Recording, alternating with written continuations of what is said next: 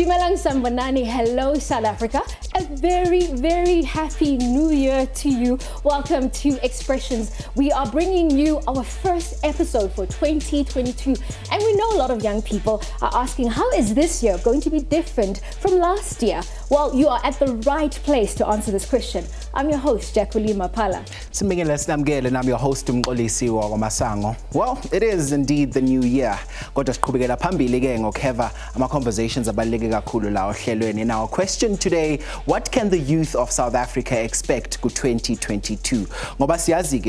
Year in, year out, we face the same issues of unemployment, poverty, and other inequalities. What are the plans and solutions and programs that are going to be put in place to tackle some of those challenges that not only affect Olusha that are in urban areas, Jackie, but also youth that are living in rural areas? Now, this is why your Expressions has invited some key speakers on today's show, including the mayor of Ndwedwe, Samuel Mfeka from KwaZulu-Natal, to hear what his plans for Olusha are this year. Yes, Mko, because it's very important for us to amplify the voices of South African rural youth and champion their causes. But before we get into this very important conversation, we had an opportunity to speak to a young person who is making a difference despite the odds. Take a look at this.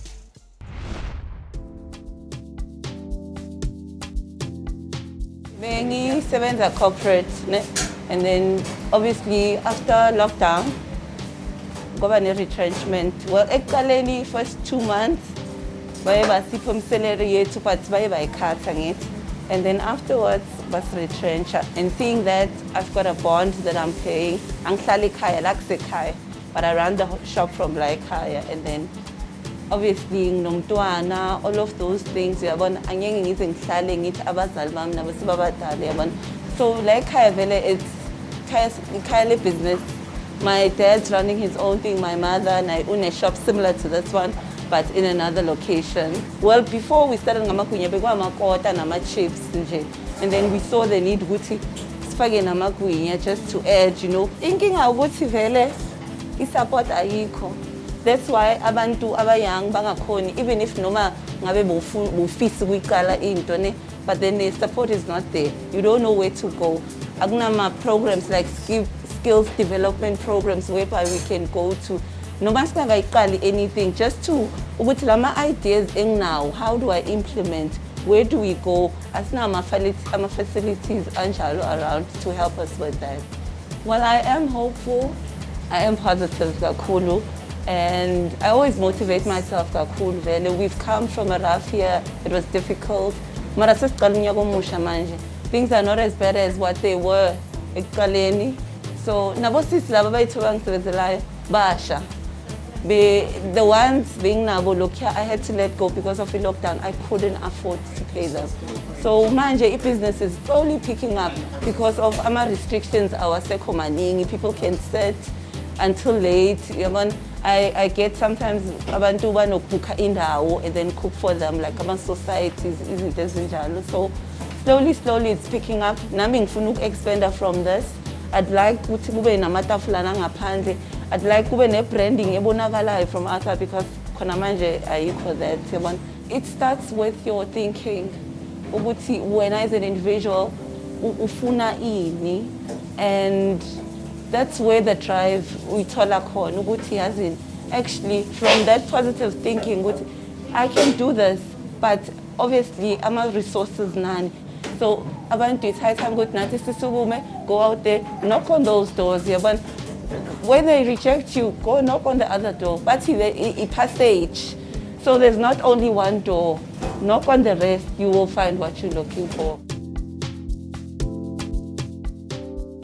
And of course, that was a very powerful insert where we saw Ayanda, who is overcoming despite the challenges that she is encountering. But you know, I think it's really important as we discuss what can young people in South Africa expect in 2022 to actually unpack that and what does this actually really mean. So I am joined in studio by Usifiso Kunene, who is from ATI Foundation, and as well as Uluvuyo Manyi, who is from Judge Solutions, and he also represents the BBC, the youth division there, and we're going to obviously be discussing this a little bit further. Gentlemen, a very warm welcome to Expressions.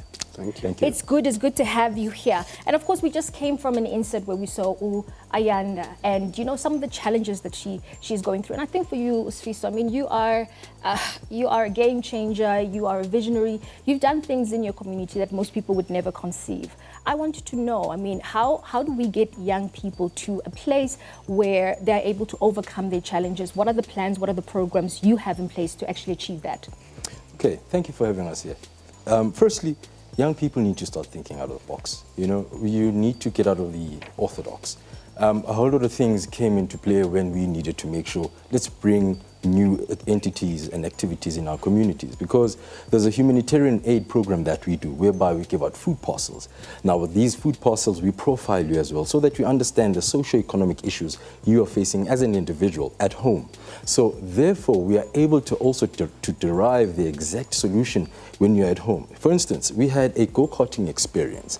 Now, this activity was also to create community cohesion. Not only that, but also to identify the potential in our local communities that are currently and previously disadvantaged. I mean, out of the 45 medals we gave out, the youngest winner there was a 9-year-old girl, which shows you that in these spaces there is potential, and we need to make sure that those who are able to go out there and unlock it, they unlock it for those who are unable to. Mm-hmm. And you know, for you, Luvuyo, I mean, you also are the vice president of the Youth Economic Alliance. I just want to find out for you, when we're talking about, you know, the exciting opportunities and industries that young people can actually delve into, explore, what are those? Okay, no, thank you so much for this opportunity. Well, I think it's important to understand what are the problems that we face as an economy. For the past 2 years, due to COVID, there have been many various challenges across the different sectors of the economy. Just to highlight one, within the food security space, a lot of the big organizations found it difficult to even import. So there's been now a shift to then see how can we invest in more localization for agro-processing. There's been a huge push around the agricultural department and the agricultural sector as well to get more people involved. So I think there's huge opportunity in the food sector. One, obviously, of course, due to the transition to 4IR, there's been a huge focus and investment in technology. So this is where young people can surely thrive in being innovative, finding solutions in tech and innovation across the various sectors of the economy. So I think it's quite an exciting opportunity, but it is daunting because I think the cogs are still moving slowly compared to the rest of the world. Mm-hmm. So I think there's a lot of investment that needs to happen by young people, but we need a lot of support by private sector and government to ensure that the environment is actually conducive for entrepreneurial activity. So for young people who are watching the show right now, who want 2022 to be different from 2021, what advice can you give them? What can they do? Right. Young people need to take that decision whereby they take ownership and responsibility of their communities. Yeah. For instance, we can see that just from the report that was released just a few days ago as well, that from history, our country is in a dire situation, which now gives people that impression that it's really bleak. But clearly there is some kind of silver lining along the way, because now we need to start creating these social impact initiatives that have entrepreneurial outputs. So if the BBC says, let's work hand in hand with the ATI Foundation to say, let's bring that element of agro-processing, retro-planting. How do we teach people on food security, food resilience, making sure they are planting using the retro designs and plans of today, so that they understand you don't necessarily need a big space of land for you to have fresh produce which can add you to the local market. So these things can participate in community business incubation centers. This is where these young people need to go into that space. For instance, in Orlando West, we've got what we call a crime hub.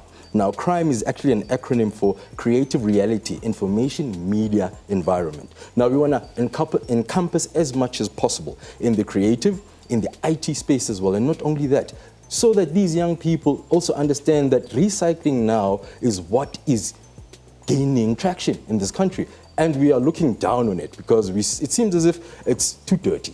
But unfortunately, for the real money, you need to get dirty. Mm-hmm. Yeah, and I think just to close it off, just before we go to break, Luvuyo, I mean, the phrase was "Oyithola kanjani mawuhlele khoneni." Yep. So, like 30 seconds, how do we make sure that young people actually access whatever is available, the opportunities that are here in South Africa? Well, look, I think the one thing we need to understand, for sustainability, you need scale. And for scale, you need collaboration. So young people actually need to consider that, you know what, they cannot do it alone, right? You need to look at how can I partner with like-minded youth, like-minded entrepreneurs, so that my little can actually be quite a lot. We sit in the agricultural space where we now look at aggregating farming, right? So that we can then produce scale and output that can actually be commercially viable. So I think there's a great importance around understanding what does commercial viability look like, so that when we then collaborate, we can then really venture into sustainable solutions and make it far more attractive for me to then get funding, to get more contract or offtake opportunities locally, even on this continent, because the opportunities are there. But I won't lie to you, it is difficult. And this is why it is important to get the right type of mentorship as well, to be able to get that guidance and sustainable solutions to be implemented. Well, Mobogelu Gokhaya, it's definitely up to you to decide, Gokhaya, but I think what we wanted to do more than anything else for, especially this segment, for you to actually be informed and empowered with information so that what you expect for 2022 is something different to what you experienced in 2021. We'll be back right after this.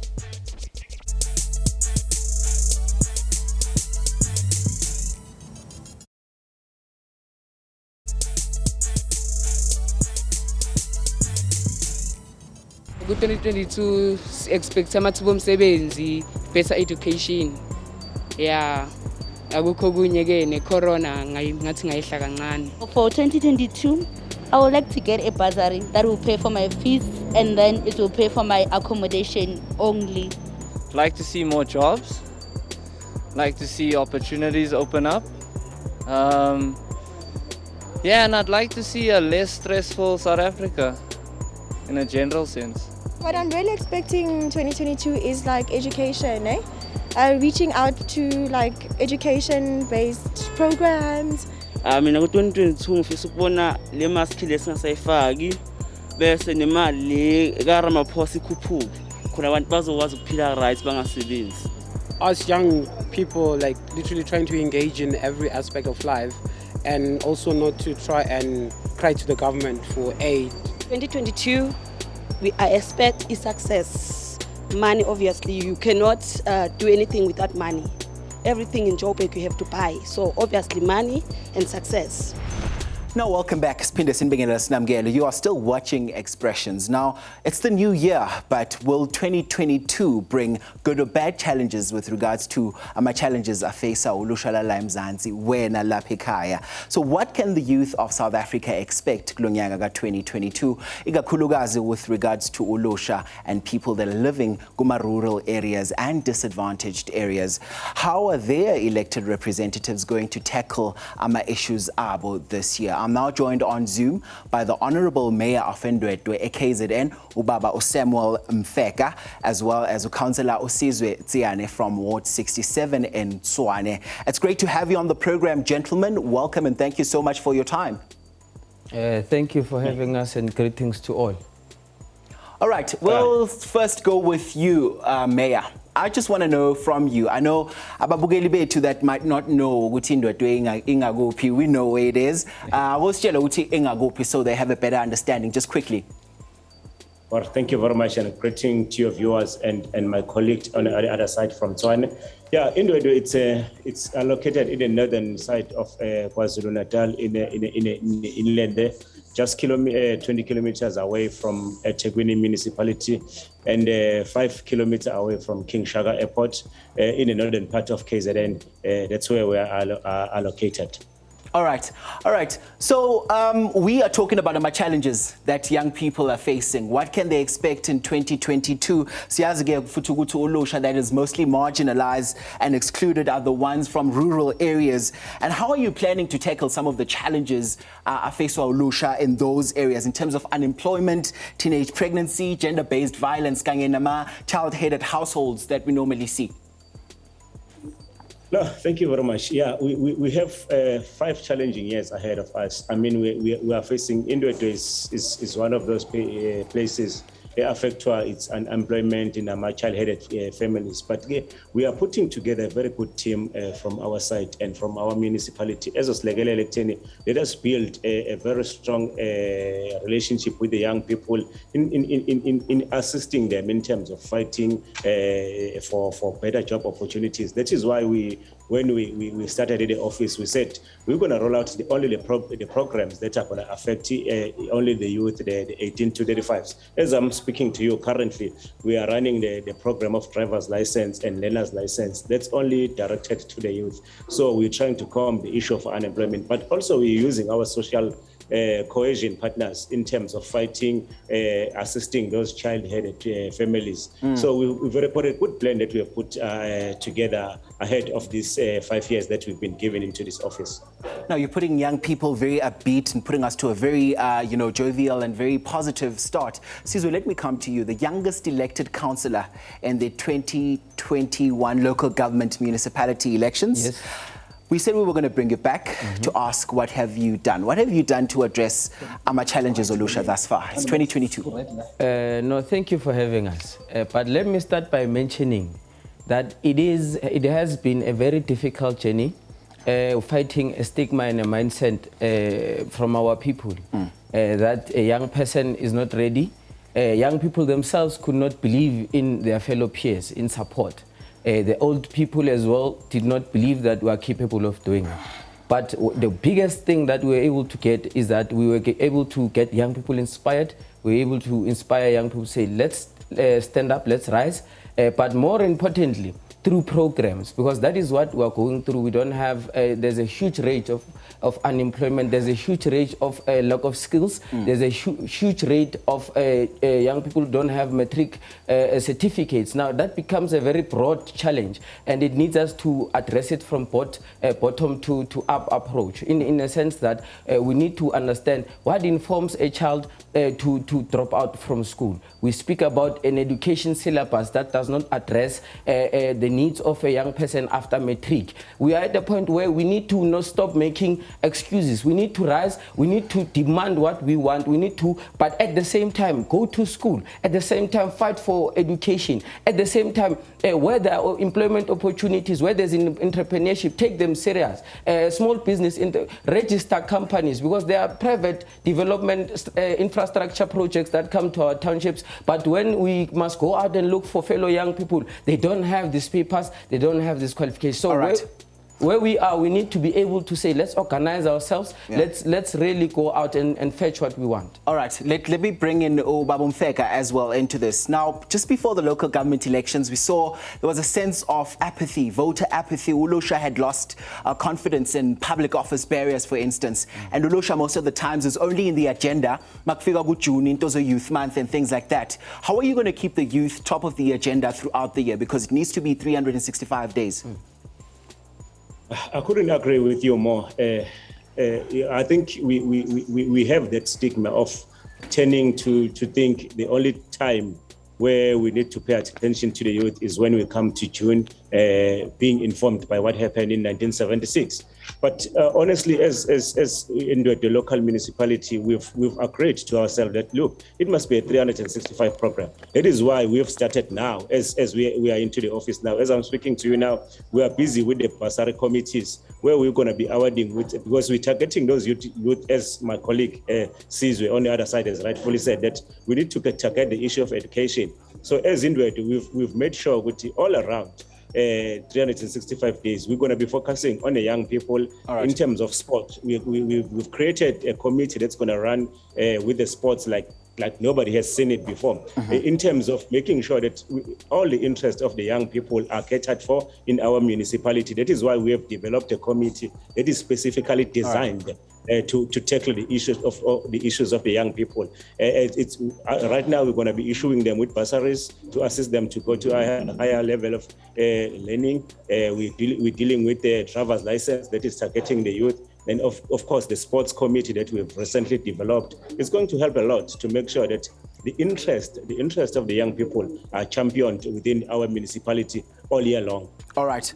All right, now that is Mayor Osizwe Mfeka, who is the mayor of Indwet, joining us there via Zoom, as well as Councillor Sizwe Tsiane, of course, from Etswane. Thank you so much, gentlemen, for your time. Of course, they're speaking about some of the plans that they have for Rwena Olusha Lala Mzansi for 2022. What do you think, Lapekaya? Are you convinced?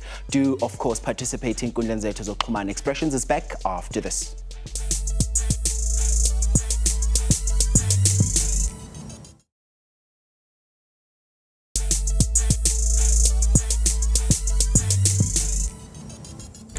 welcome back if you just joined us. And our poll question that we're asking Kochai is simply this: what can the youth of South Africa expect in 2022?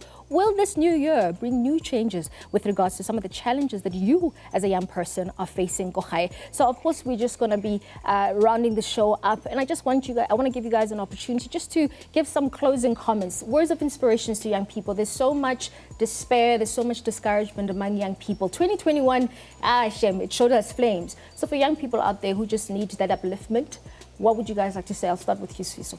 Thank you. Well, what we'd like to say is we appreciate and we see the optimism for 2022, and especially in young people.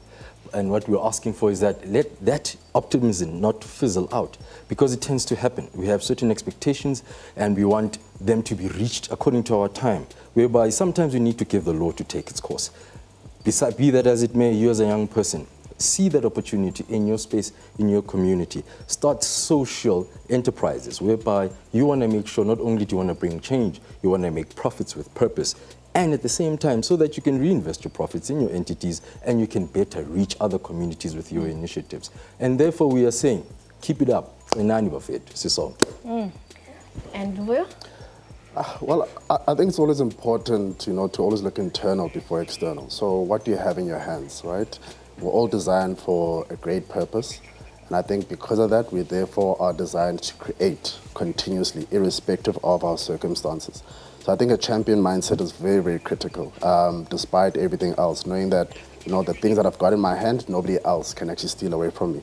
And I think that's an important place to start, purely because I think depending on a lot of things externally might disappoint you, whereas there's a lot you can give to society, there are a lot of relationships you can build, and therefore be able to create your own future. I think it's time we take responsibility. It's time we take these opportunities and solve the problems ourselves. Trust me, the people will then eventually come to follow, and the support you long and desire will come and follow you in the end, because you would have built that great value proposition for yourself and for the community you're trying to solve for. Well, you've definitely given us a lot of food for thought, and I think actually a beautiful way to probably wrap up today's show is to say we shouldn't really expect anything outside of ourselves. So whatever it is that you envision for yourself as a young person, it's going to come from you first. You're the first point of departure. 100%. Gentlemen, a very big thank you for starting the year with us. Thank you. And obviously just some great insights that you've given us. And of course, Mko, I have to call you up. Today's show, Bantu. I mean, I just really hope we've empowered and really helped young people in terms of how they should start the year, right? Yeah, it's very important because we spoke about the issues that Ulusha face, and now Lapikaya, we're hoping that this year is going to be a great one for you. Of course, sibonge kakhulu for your participation in Enkundleni Zethu Zokuxhumana. From all of us here at Expressions, namhlanje sivala nge-performance. Sale kahle.